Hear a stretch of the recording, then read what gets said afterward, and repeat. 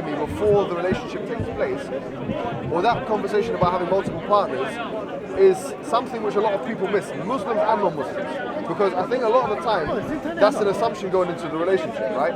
Like, even I've seen this among non-Muslim friends of mine. Different assumptions going on. The woman might be in love with the fella, and she's just assuming that she's going to be with this one partner for the rest of her life. Exactly. And the guy's thinking, oh, well, this is number one. I've got number ones in the bag. 100%. You would agree with me that happens no matter what religion you are. A man can have that thought, whatever religion, whatever part of the world you are. So there are many women who haven't read the small print when they go into a marriage. It's, as you're online, you're asked, do you accept? Tick. Of course, they're thinking, I love this person, I just want to get married, and that's it. I'm not going to read the small print. I'm not going to read the small print. Yeah, but they get into that. They get into that relationship, Stephen. With that, Stephen, is it?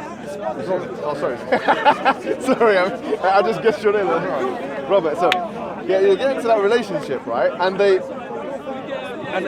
make those assumptions. But from the statistics that have been collated in this country and elsewhere, the fact that men have more than... Women wouldn't be disadvantaged if everybody who had a marriage registered it with the authorities, legally registered it. Then there wouldn't be women that were disadvantaged when the man's eyes wander after a few years, and he starts reading in the book. Oh yeah, I can get away with this.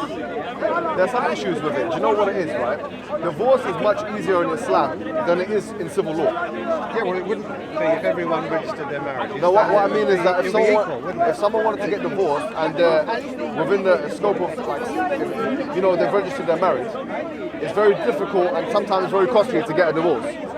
Whereas Islam allows an easier exit for someone.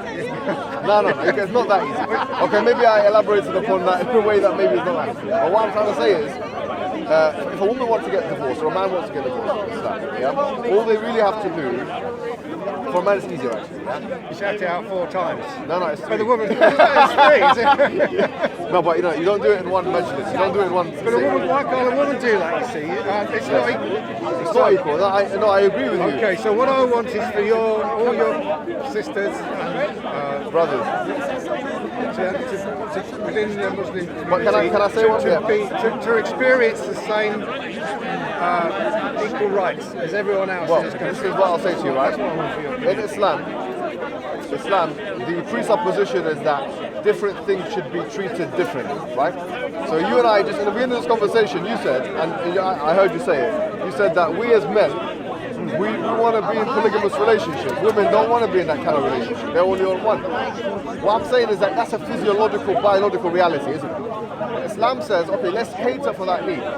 Just like when sometimes a woman has a difference which is so glaring that Islam says, let's cater for that need. So the premise is, where there's difference, that should be catered for in the prescription. So the reason why there's not an absolute equality, we believe in a general equality in Islam, but not an absolute one. So for instance, a man, to initiate a divorce, it's much easier for a man to initiate a divorce than a woman, right? All you have to literally do is say a word. For a woman though, it's really interesting, this is something that people don't know, it's not as easy for her to initiate a divorce, but it's harder for her, it's easier for her to end one. So if she goes to a qadi or she goes to a judge and she puts her case forward, and even if the man is unwilling, she gets her divorce, then what you call the intermittent period or the period of finalization is 1 month. Whereas the period of finalization, if the man does it, is 3 months. So whereas a man will find it easier to initiate a divorce, a woman finds it easier to finalize one. And by the way, when that divorce takes place from an Islamic perspective, there's also certain rights that a woman has that men don't have. Like breastfeeding. The men have right to more money than a woman. Say that again? The men have more right to the money than the women do. Women do. Women have more right to money. I thought under Islamic divorce, the men ended up with more assets than the women. Well, here's the thing, right? In America, I was just in America. It's a very good thing you brought this up. I'm very happy you brought this up. And when I was in America, I was having a discussion with someone about this, because in some states, if for example you get married to a woman, right, and you're a millionaire and she doesn't have the money, right, and then after a certain amount of time, and it differs from time to time, after a certain amount of time, you get divorced, right? Now, it might be the case that she gets 50% and you get 50% of the overall money that you have. Islam doesn't say this. Islam says that that's injustice because she didn't earn that money. You know, frankly, she didn't. If you got married to someone and then she gets half of what you have earned all your life, that's against capitalism, frankly. It's even against liberalism. So the point is this: is that Islam does allow certain privileges for a woman, but it doesn't allow her to take your earnings or your assets. So, for example, if I own 3 houses and I get divorced from my wife, I can't give her 1.5 house. You see what I'm trying to say? But obviously, this situation changes if I have children with her, and the children have certain rights, and if she's breastfeeding, she has certain rights, and so on. Yeah. But the idea that you can get married, that's not equality, that's not feminism, that's nothing. If a woman, for example, put it this way, flip it around. If a woman married a man, and she was a millionaire, and he had no money, let's say, and they were in a relationship together for 5 years, and after 5 years they got divorced, and the man took half of what the woman earned, then that would be a miscarriage of justice. So I think that some of the laws, I would even look at them and say that they're quite backward and they're contradictory, because you know why? Because they look to me like, to be honest, they're contradicting the essence of meritocracy, of liberalism, of earning money for yourself and so on. Well, I'd like everyone to have the same rule. Would you agree with that? I would agree that everyone should have the same legal rights. Yeah, okay, but regardless of what religion. Okay, well, let me tell you this, right? So one more thing, Robert. If a man and a woman are together and they get divorced and they have children, where should the children go? Well, it depends on any particular case. It's the children's interests should be uppermost. Yes. So sometimes it might be the man and sometimes the woman. Okay, that's a good answer. And we would agree with that answer, right? But there was a famous story where a woman came to Prophet Muhammad and she said to him, and he said to her, look, you know, you're getting divorced and so on. And she said to him, you know, this child, I raised the children in my lap and, you know, I gave them my breast milk and so on. And so he ruled in her favor, and that became precedent for later jurisprudential rulings. The point being is, certain things, biological and physiological, women have not only an advantage in, but they have a higher output in. So for example, the fact that women can breastfeed, or that they're pregnant, or that they give birth, that should be taken into consideration when rulings are done, right? So there's no equality there, because frankly, in that specific case, the woman should have certain advantages or certain things that are catered for.